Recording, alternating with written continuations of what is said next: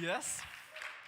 Willkommen in der Adventszeit. Adventszeit, eine Zeit vor der Begegnung. Eine Zeit, wo wir so viele Menschen treffen. Manche freiwillig, weil wir sie gerne haben, weil wir es gut mit ihnen können, weil sie unsere Freundinnen und Freunde sind. Andere vielleicht einfach, weil wir sie treffen müssen. Weil es halt irgendwo dazugehört. Wir haben alle eine unterschiedliche Situation. Aber Adventszeit, Weihnachtszeit ist eben nicht nur eine Zeit vom Frieden und von der Ruhe, sondern eben manchmal auch eine Zeit voller Konflikt. Und ich habe dir einmal die 3 Hauptstrategien im Umgang mit Konflikt mitgebracht. Ich weiß nicht, ob du die kennst, aber es gibt 3 so Default-Modus, wo du reinfallen kannst, wenn du Konflikt hast. Der eine ist Fight. Also, wenn ich dich angreife, dann haust du zurück. Oft auch impulsiv. Das ist meine Hauptstrategie. Die können euch auch gerne outen, dass wir ein bisschen Bescheid wissen übereinander. Wer fightet gerne? So die erste Reaktion. Ich habe das noch gerne, da weiss man, was man ist. Oder? Es fetzt kurz und dann sagt man vielleicht Sachen, die man nicht erzählen sagen. Man kann sich nachher vielleicht auch entschuldigen und das Leben geht weiter. Die andere Variante ist Flight, also das ist Flucht. Ja, wenn da outet sich auch schon jemand, der darf gerne immer wieder ein bisschen aufstrecken. Manchmal ist es eben auch lustig, wenn man dann in der Partnerschaft dann auch das Gleiche hat. Kann auch noch interessant werden. Aber Flight meint, wenn du angegriffen wirst, dann verziehst du dich irgendwo in einen anderen Raum. Du gehst raus mit dem Hund oder mit dem Kind oder ziehst dich irgendwo zurück in deinen Hobbyraum, bleibst ein bisschen länger im Geschäft. Was auch immer hilft, um eben einem Konflikt auszuweichen. Und die nächste Variante, die ist Freeze. Kennen wir aus der Tierwelt, totstellen. Kennt das irgendjemand? Einfach warten und stillhalten, weil wenn du nicht wärst, geht es schnell vorbei. Das ist die gute Nachricht daran. Du bekommst zwar ein bisschen aufs Dach, aber wenn du nicht reagierst und auch nicht abhaust, dann lass schnell über dich gehen und gehst nachher weiter deinen Weg. Wir meinen oft, nur wenn wir die erste Strategie, wenn wir Fight ausleben, dann reden wir von Konflikt. Aber alle die 3 haben das Werkzeug im Umgang mit Konflikt. Also auch wenn wir abhauen, haben wir Konflikt. Wenn wir sie nicht austragen, sind es genauso Konflikt. Auch wenn wir passiv sind und einstecken, haben wir Konflikt. Das ist nicht die Definition von Konflikt, dass es einfach immer fetzt, sondern Konflikt stellt einfach eine nicht intakte Beziehung dar. Warum ist das so relevant? Warum machen wir eine Beziehungsserie im Advent? Ich weiss nicht, ob es irgendetwas Anstrengendes gibt im Leben als Beziehungen, die nicht funktionieren. Vielleicht musst du auch in dich gehen und überlegen, was ist das Schlimmste für dich. Ich habe mal ein bisschen recherchiert und ich habe mitunter ein bisschen, eine Website angeschaut, wo sie mit ein Interview gemacht haben mit sterbenden Menschen. Also Menschen, die gewusst haben, ich werde in den nächsten Wochen oder Monaten sterben. Und es ist faszinierend, was die für Aussagen bringen.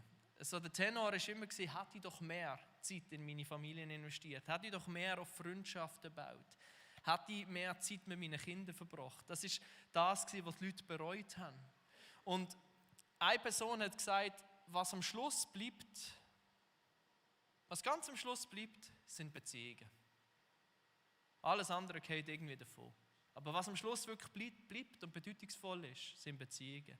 Eine Internetumfrage, die sehen wir einblendet gerade, die ist gemacht worden, die ist nicht empirisch, aber es ist eine Umfrage über 10'000 Personen in Deutschland zwischen den Jahren 2017 und 2018, wo sie die Leute gefragt haben, was ist dir wirklich etwas wert? Was zählt wirklich für dich? Und der oberste Balken, da steht Freunde und Familie. Das ist das, was am meisten gewotet worden ist. Der zweite Unterschied ist eine glückliche Beziehung. Also damit ist eine Liebesbeziehung gemeint. Und das sind die obersten 2. Nachher nimmt es schon ziemlich stark ab. Also die 10'000 Personen oder die mehr als 10'000 Personen sind sich einig, Beziehungen, zwischenmenschliche Beziehungen, das ist das, was im Leben wirklich am meisten Wert hat. Und interessanterweise geht Jesus hier eben mit. Er wird mal gefragt, Meister, welches ist das wichtigste Gebot im Gesetz? Also da bezieht er sich auf die alten Bücher von Mose. Jesus antwortete, du sollst den Herrn, deinen Gott, lieben, mit ganzem Herzen, mit ganzer Hingabe und mit deinem ganzen Verstand. Dies ist das größte und wichtigste Gebot. Ein zweites ist ebenso wichtig. Liebe deinen Mitmenschen wie dich selbst. Also auch Jesus macht klar, Wenn das Gesetz, das der Mose damals aufgeschrieben hat, wenn das erfüllen willst, dann achte auf deine Beziehungen. Achte auf deine Beziehung mit Gott und achte auf deine Beziehung mit dem Nächsten. Lieb Gott und lieb die Nächsten wie auch dich selber.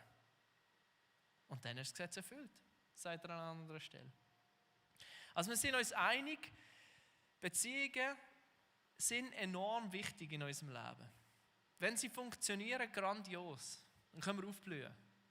Wenn sie nicht funktionieren, wenn wir unsere Konflikte nicht in den Griff bekommen, dann klappert es in unserer Familie, in unseren Freundschaften und vielleicht auch in unserer Kirche. Und dann wird es sehr schnell richtig dunkel in unserem Leben.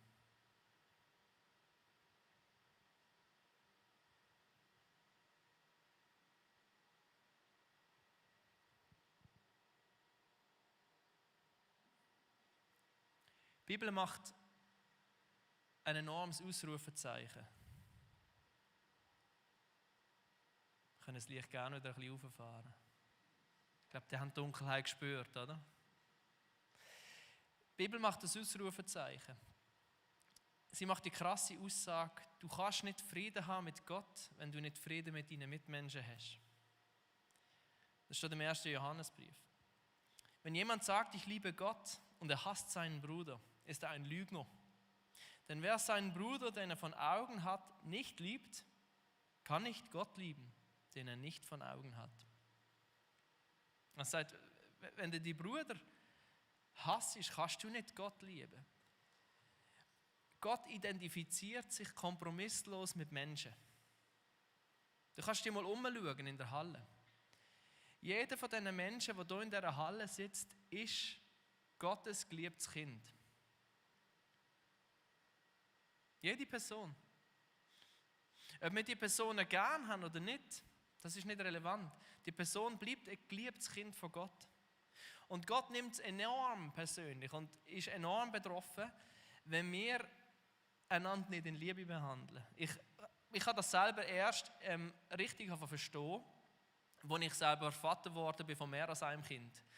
Wo jetzt langsam der Grössere ist 5, die Mittlere ist 2, jetzt ist noch ein Kleines dazugekommen. Das blödelt einfach für einen Moment noch so um. Aber gerade die älteren 2, die geben sich zum Teil übelst auf die Kappe. Und ich habe etwas völlig Neues in mir entdeckt, wenn sich die einander grob begegnen und so richtig streiten zusammen, manchmal auch handfest. Ich werde dann richtig aggro, wenn eins dem anderen aufs Dach geht und merke, wenn ich das andere fange an zu beschützen und wenn ich das andere dann zurechtweise. Ich merke, das geht gar nicht, weil ich liebe beide genau gleich. Und seitdem kann ich das ein bisschen besser verstehen, warum Gott so krasse Aussagen bringt.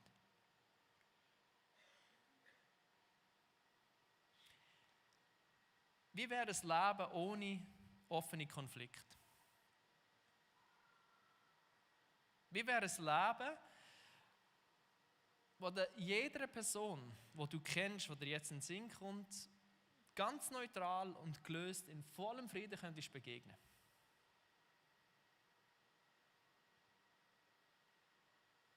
Wie wäre es, wenn wir die Weihnachtszeit, die jetzt vor uns liegt, fangen an zu nutzen, um unsere Beziehungen zu scannen und einmal ehrlich drauf zu schauen? Vor allem die Beziehungen, die unfreiwilligen Beziehungen, die wir uns nicht selber ausgesucht haben, weil es einfach matcht, weil einfach Chemie stimmt, weil wir es einfach gut zusammen haben, sondern gerade auch die Beziehungen, wo es eben herausfordernd ist. Die Beziehungen, die wir haben, weil wir sie haben, weil wir Familie sind, weil wir dort hineingeboren sind. Die Bibel macht uns Mut. Die Bibel sagt, die Beziehungen, die können besser werden, die können repariert werden. Egal, was sie jetzt für einen Zustand haben. Und ich will den Mut machen, schau mal in dieser Zeit genau an. In welcher Beziehung klopft es die ganze Zeit? Wer meidest ganz bewusst, wer triffst ganz bewusst nicht? Obwohl du eigentlich wüsstest, im Grunde genommen sollten wir Kontakt miteinander haben.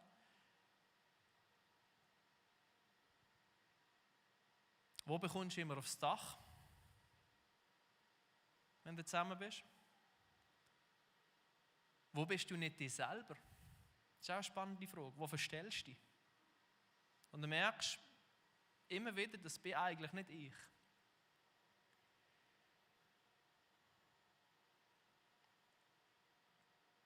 Wir tauchen heute in Jakobusbrief ein, weil Jakobus bringt es mega gut auf den Punkt, wie wir an den Beziehungen arbeiten können. Er stellt die Frage im 4. Kapitel von seinem Brief. Er sagt, woher kommen die Auseinandersetzungen unter euch? Woher die Streitigkeiten? Kommen sie nicht daher, dass in euch selbst ein Kampf tobt? Eure eigensüchtigen Wünsche führen einen regelrechten Krieg gegen das, was Gott von euch möchte.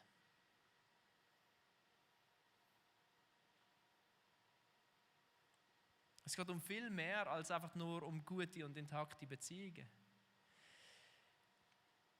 Vielleicht können wir es so auf den Punkt bringen. Was Jakobus hier schreibt, zeigt, dass wenn wir Beziehungen haben, die nicht funktionieren, dass ein Indikator ist für das Ungesunde in uns.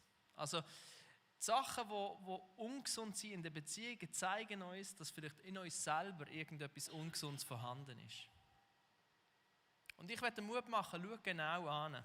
Auch wenn es ein bisschen unangenehm wird. Wir haben sonst eine Weihnachtsserie gemacht, die uns langsam auf die ruhige, friedliche Weihnachtszeit vorbereitet haben. Wir haben uns aber das mal ganz bewusst gesagt, lasst uns die Adventszeit für etwas anderes nutzen. Lasst sie uns nutzen, um ein bisschen genau auf unsere Beziehungen anzuschauen.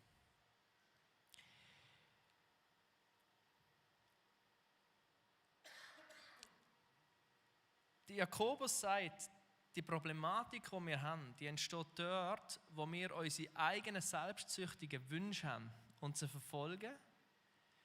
Und gleichzeitig sehen, Gott will aber etwas anderes. Und in dieser Spannung entstehen wir. Ganz am Anfang von seinem Brief schreibt er, wenn jemand unter euch Weisheit braucht, weil er wissen will, wie er nach Gottes Willen handeln soll, dann kann er Gott einfach darum bitten. Und Gott, der gerne hilft, wird ihm bestimmt antworten, ohne ihm Vorwürfe zu machen. Tönt so simpel, oder? Tönt so simpel. Also wir sind in diesem Kampf drin, weil wir das wollen, was wir wollen und selbstsüchtig unterwegs sind und nach dem greifen, was wir nicht haben, vielleicht auch neidisch sind auf etwas anderes. Das ist übrigens die Basis von jedem Konflikt, von jedem Krieg auf dieser Welt. Und wissen nicht genau, was will denn Gott? Was will Gott genau von uns? Und Jakobus sagt, das Stichwort ist Weisheit. Wenn du nicht weißt, was Gott für dich will, wenn du nicht klar siehst, wie du dein Leben sollst leben, wo du sollst anpacken, dann ist das, was du brauchst, Weisheit. Und das ist auch der Schlüssel bei den Beziehungen. Aber meine Frage ist, was ist denn Weisheit genau? Ich höre das Wort an jedem Ecke. Ich brauche es selber viel. Aber was ist genau gemeint mit Weisheit? Wie sieht das Gebet genau aus, wenn wir uns nach Weisheit ausstrecken? Wie funktioniert das? Interessanterweise tut der Jakobus als einziger das Wort wirklich befüllen. Und der Ralf hat schon mal darüber geschwätzt, vor einigen Monaten. Vielleicht ist es für dich eine Wiederholung, aber ich will den Mut machen, wach zu bleiben, weil ich finde, was der Jakobus da rausschält aus dem Wort Weisheit, ist enorm inhaltsreich. Und ich kann dir nur einen Tipp geben, schreib mit heute. Weil du wirst never ever nächste Woche all das angehen können. Und du wirst wahrscheinlich in 1 oder 2 Jahren den Bibelvers wieder anschauen und es wird etwas ganz anderes, ein ganz anderes Wort ins Auge stechen, das dir dann weiterhelfen kann. Aber bevor wir eintauchen, will ich dir etwas versprechen. Die Weisheit hat es in sich. Wirklich. Weisheit ist mehr als einfach nur ein christliches Modewort, das wir viel brauchen. Weisheit hat wirklich das Potenzial, unser Leben zu verändern. Und ich sage dir, wenn du mehr Weisheit hast, dann wirst du mehr Frieden in deinem Herzen erleben, du wirst mehr Frieden in deinen Beziehungen erleben, du wirst effektiv erleben, wie du Jesus ähnlicher wirst. Und Jakobus sagt, und ich finde, das macht uns enorm Mut, oder sollte uns enorm Mut machen, wenn ihr Weisheit braucht, dann könnt ihr darum bitten und Gott wird es euch geben. Und jetzt zoomen wir rein. Ich lese den Vers ein bisschen im Kontext. Er schreibt im 3. Kapitel, denn wo Eifersucht und Selbstsucht herrschen, da herrscht auch Unfrieden und das Böse kann sich ungehindert ausbreiten. Also dort können Konflikte entstehen, dort kann es losgehen, dort kann das ganze Schlechte über uns hineinbrechen, in unsere Beziehungen Platz finden und dort hat das Böse einfach das Spiel. Und dann schreibt er die Weisheit hingegen, die von oben kommt. Und er schreibt das bewusst so, weil er sagt, das, was ihr zum Teil unter Weisheit verstündet, dass man grau wird langsam ein bisschen, man sieht es auch bei mir, dass man viel Lebenserfahrung hat, dass man vielleicht auch intelligent ist, gute Entscheidungen treffen kann, das ist nicht mit Weisheit gemeint. Das ist nicht die Weisheit, die die Bibel meint. Die Weisheit, die von oben kommt, sagt er, die von Gott kommt, die ist in erster Linie rein und heilig. Dann aber auch friedfertig, freundlich und bereit, sich etwas sagen zu lassen. Sie ist voll Erbarmen und bringt eine Fülle von Gutem hervor. Sie ist unparteiisch und frei von jeder Heuchelei. Die Früchte, die vor Gott bestehen können, wachsen dort, wo Friedensstifter eine Saat des Friedens säen.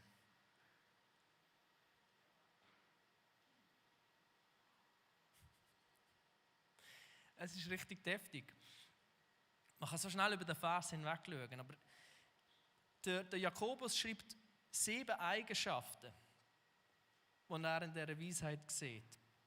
Und ich werde die restlichen Minuten, die ich noch habe, für diese 7 Eigenschaften verwenden.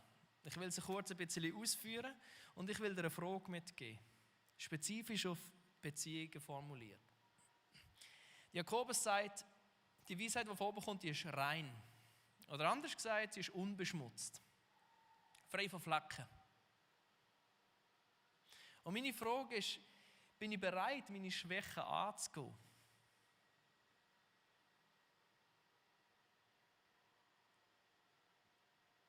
Wir können nicht alles gleich gut. Das ist das Normalste der Welt. Ich habe dir ein Bild mitgebracht. Ich komme manchmal ein bisschen so vor. Ich setze mich mit etwas auseinander, auch im Glauben. Ich gehe wirklich in die Tiefe, ich baue Wissen auf und dann lege ich mal los und was rauskommt, ist so ein bisschen, naja, er hat es probiert. Wir können nicht alles gleich gut. Beim fachlichen Zeug, wenn wir am Arbeiten sind, ist das für uns selbstverständlich.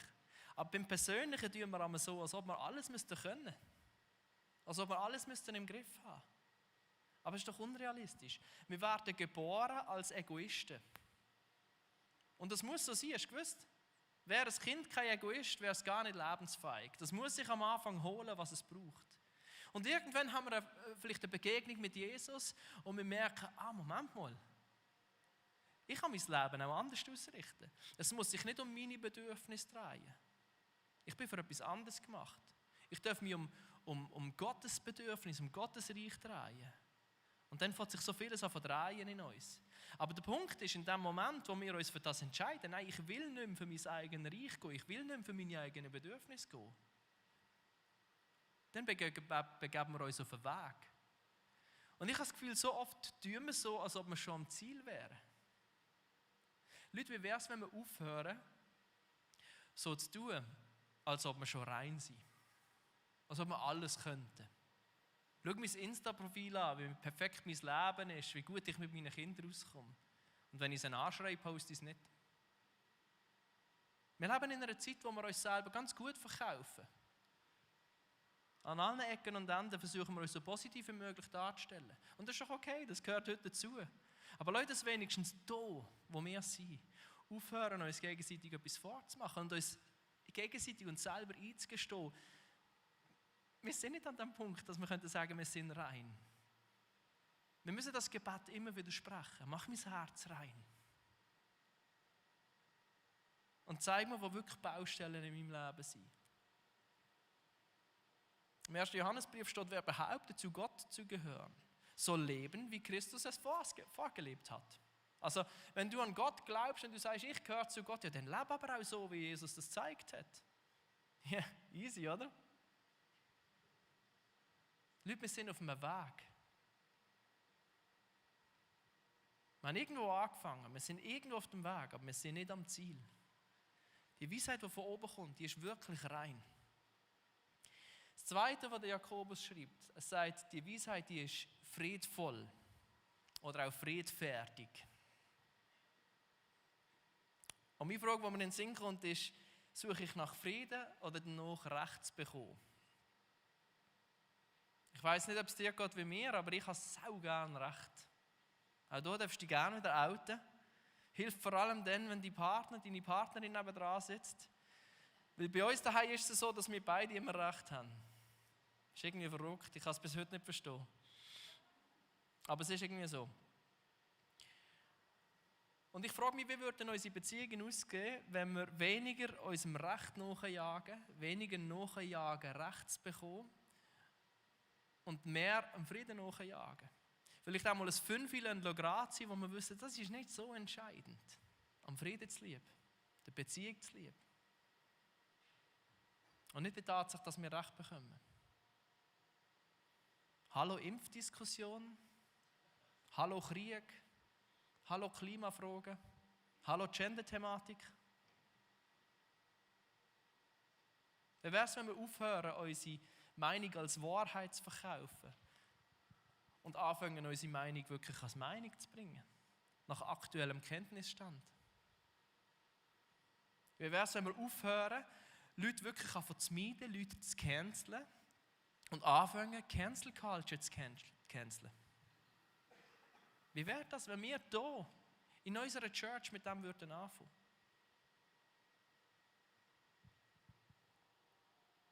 Die dritte Eigenschaft, die Jakobus nennt, ist milde, freundlich oder wohlwollend. Und die Frage ist, kommuniziere ich liebevoll? Weil wir wissen alle, es ist unrealistisch die Erwartung, dass wir in allem einig sind.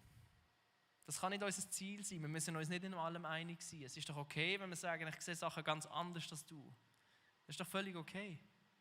Aber wir können die Differenzen doch in Liebe diskutieren. Kommuniziere ich liebevoll? Und wo verwünsche ich mir dabei, wenn ich es eben nicht mache?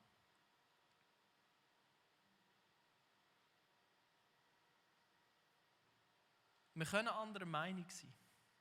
Und wir können konsequent entgegenstehen und sagen, ich sehe das anders. Aber bitte in Liebe. Weil der Punkt mit der nächsten Liebe bekommen wir als Nachfolger von Jesus nicht vom Tisch.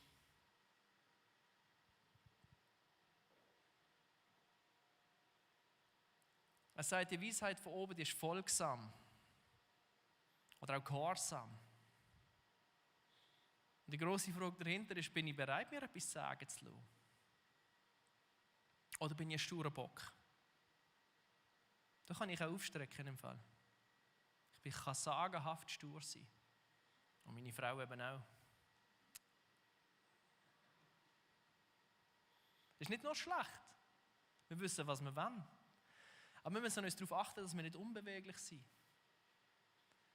Sind wir bereit, uns von Gott reinzuschwätzen? Uns von anderen Menschen reinzuschwätzen? Und an dieser Stelle täuscht dich nicht, wie oft Gott durch andere Menschen zu dir will schwätzen. Bist du bereit, dort reinschwätzen zu lassen? Ich weiss, wir haben alle schon schlechte Erfahrungen gemacht, wenn wir uns ins Leben reinreden. Aber ist die Lösung, wenn wir dann sagen, ich lasse mich gar nicht reinschwätzen? Bin ich bereit, mit reinschwätzen zu lassen? Bin ich bereit, meine Richtung zu ändern? Wenn mir jemand reinschwätzt. Bin ich leitbar? Frag mal die Chef, wie gerne die leitet. Deine Chefin. Wirklich, das ist im Fall eine coole Frage. Wie einfach fällt es dir, mich zu leiten? Ich könnte eine spannende Antwort geben. Er sagt, die Weisheit, die von oben kommt, die ist barmherzig. Die zeigt Mitleid. Und die Frage dahinter ist, bin ich bereit, meinem Gegenüber zu helfen? Weißt, jeder Mensch hat seine Geschichte, jeder Mensch hat seine Situation. Interessiere ich mich für die Geschichte? Interessiere ich mich, warum verhält sich die Person so, wie sie sich verhält? Das ist schwierig. Ich muss von mir weggehen und mich wirklich für einen anderen interessieren. Woher kommt das? Was ist seine Geschichte? Was hat er erlebt? Und bin ich ja bereit, ihm die Hand zu reichen? Und zu sagen, schau mal, weiß auch nicht alles, aber ich kann dir gerne helfen, dort wo ich kann. Und bekommt die Barmherzigkeit wirklich Hand und Füße? Oder besteht sie nur aus Wort? Jakobus schreibt, die Weisheit, die von oben kommt, die ist unparteiisch, die ist unentschieden. Und die Frage dahinter ist, besteht die Möglichkeit, dass ich falsch liege? Kann es wirklich sein, dass ich falsch liege? Besteht die Möglichkeit? Das ist in der heutigen Zeit von der Polarisierung, wo das wieder verstärkt kommt, ist das eine ganz grosse Frage. Wir fangen immer mehr an, unsere Positionen zu zementieren. Ist von Anfang an klar, wer Recht hat? Ist von Anfang an klar, wer schuld ist? Oder ist es beweglich? Könnte es sein, dass ich falsch liege? Könnte es sein, dass ich schuldig bin oder einen Teil von der Schuld auf mich nehmen muss? Jesus macht das beste Bild hier. Matthäus sagt er, wie kommt es, dass du den Splitter im Auge deines Bruders siehst, aber den Balken in deinem eigenen Auge nicht bemerkst? Wie kannst du zu deinem Bruder sagen, halt still, ich will dir den Splitter aus dem Auge ziehen, und dabei sitzt ein Balken in deinem eigenen Auge? Ich wollte es illustrieren, aber ich habe keine gute Lösung gefunden. Du musst dir das einfach vorstellen. Du Heuchler, zieh zuerst den Balken aus deinem eigenen Auge, dann wirst du klar sehen und kannst den Splitter aus dem Auge deines Bruders ziehen. So ein fantastisches Bild. Jesus sagt, fang doch einfach mal bei dir selber an. Fang doch einfach mal bei dir selber an. Er sagt ja nicht, das stimmt nicht, der andere hat keinen Splitter im Auge. Aber er sagt, fang mal bei dir selber an. Das ist ein guter Ort zum Anfangen. Und die letzte Eigenschaft, die die Weisheit von oben hat, sie ist ungeheuchelt. Sie ist echt. Und die Frage ist, trete ich auf, ohne zu schauspielern? Bin ich mir selber? Bin ich echt? Mache ich ihm gegenüber nichts vor? Habe ich Mut, mir selber zu sein? Und ich glaube, bei diesem Punkt müssen wir ein grosses Ausrufezeichen machen, weil das sind Beziehungen, die wir nicht echt sind, wo entweder eine Seite nicht echt ist oder beide Seiten nicht echt sind. Die finde ich extrem gefährlich, weil das kann sich ganz lang hinziehen. Beziehungen, die ständig knallt, da merkt man schnell, das passt nicht, das matcht nicht, das führt nie an. Aber Beziehungen, wo wir das Gefühl haben, das ist gut, aber es ist es nicht. Das ist subtil und gefährlich. Wegen dem Leute uns dort Acht geben in dieser Frage. Sind wir wirklich echt? Sind wir wirklich echt?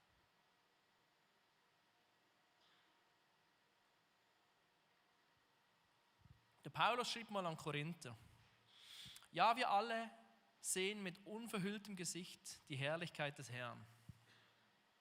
Wir sehen sie in einem Spiegel, und indem wir das Ebenbild des Herrn anschauen, wird unser ganzes Wesen so umgestaltet, dass wir ihm immer ähnlicher werden und immer mehr Anteil an seiner Herrlichkeit bekommen. Diese Umgestaltung ist das Werk des Herrn. Sie ist das Werk seines Geistes.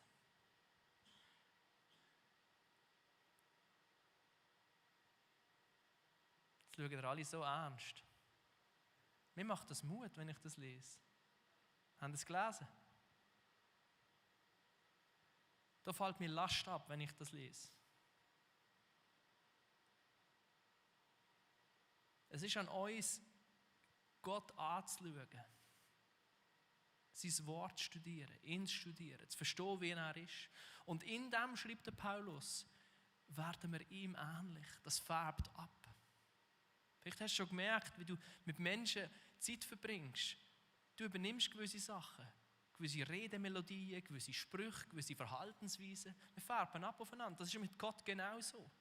Wenn wir Gott ehrlich ins Gesicht schauen, färbt er auf uns ab. Und er macht uns immer mehr zu seinem Ebenbild. Das ist das, was der Paulus da schreibt. Und das ist mega genial.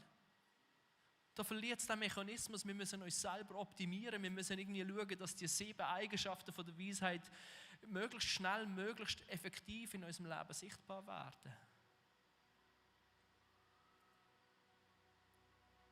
Und Paulus sagt, schau Gott an und die Herrlichkeit, die du in ihm siehst, die wird auch in dir sichtbar werden, mehr und mehr. Und es ist das Werk von ihm, nicht von dir. Hast du verstanden? Es ist sein Werk und nicht dein Werk. Das ist so ein zentraler Punkt, dass wir nicht in einen Selbstoptimierungsmodus hineingehen. Das ist so ein zentraler Punkt. Er sagt, es ist das Werk von seinem Geist. Und ich will dir Mut machen in dieser Adventszeit. Öffne dich diesem Geist. Dass er sein Werk an dir tun kann. Weil weißt du, was der Jakobus gesagt hat? Wenn jemand unter euch Weisheit braucht, weil er wissen will, wie er nach Gottes Willen handeln soll, dann kann er Gott einfach darum bitten. Und Gott hilft gerne. Und er wird ihm antworten und ihm keine Vorwürfe machen.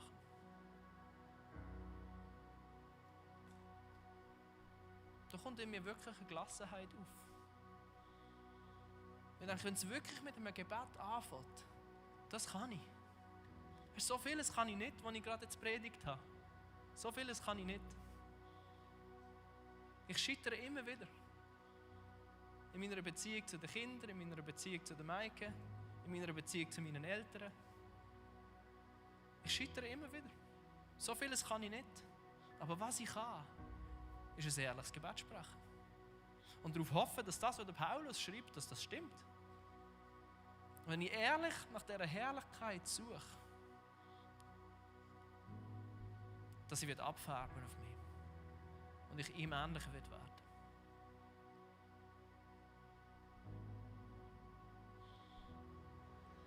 Und das ist der Moment, wo ich den Ball dir zuspiele.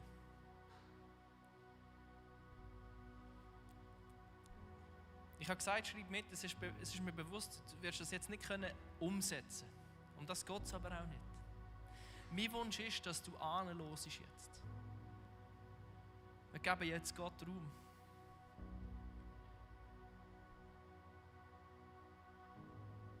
Oder eine Übersicht nochmal mitgebracht mit diesen 7 Eigenschaften, die Jakobus nennt, von der Weisheit. Er sagt, sie ist rein.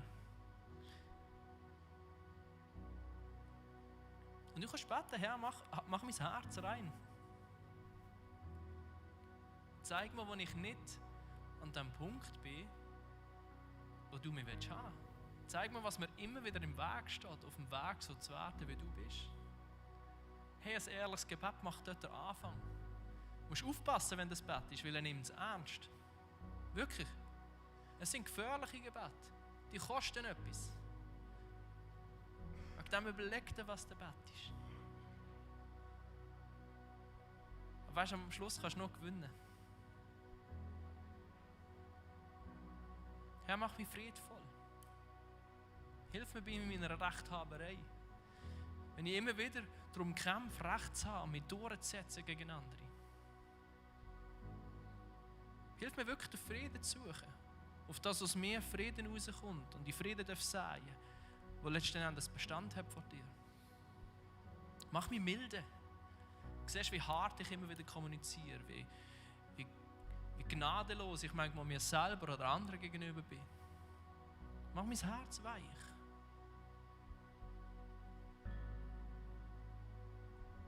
Mach mich folgsam. Mach mich beweglich. Nicht, dass ich die Fahnen im Wind sein soll, aber dass, wenn jemand wirklich mit der Wahrheit in mein Leben hineinspricht, dass ich mich bewege. Lass mich verstehen, wenn du zu mir redest, auch wenn es durch andere Personen ist.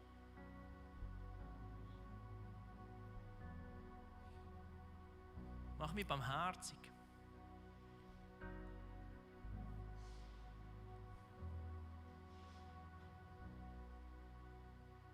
Zeig mir den Mensch, so wie du ihn siehst. Zeig mir den Mensch durch deine Augen. Und zeig mir, wie ich helfen kann. Was ich für die Person tun kann, statt für mich. Mach mich unparteiisch.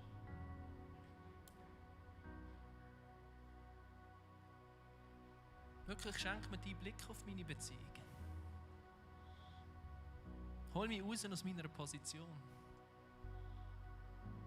wo ich festgefahren bin und nicht rauskomme. Und lass mich echt werden.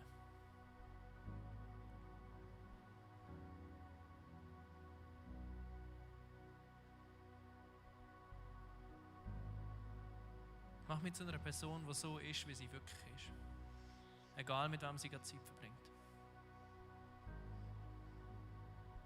Du kannst nicht alles miteinander beten. Aber ich will den Mut machen, anzuhören. Los an. Was Gott in dieser Adventszeit in deinem Herz will tun. Los an und such dir ein Gebet aus und fang es an zu beten. Schreib das irgendwo auf und wiederhol es. Und du wirst sehen, Gott nimmt es ernst.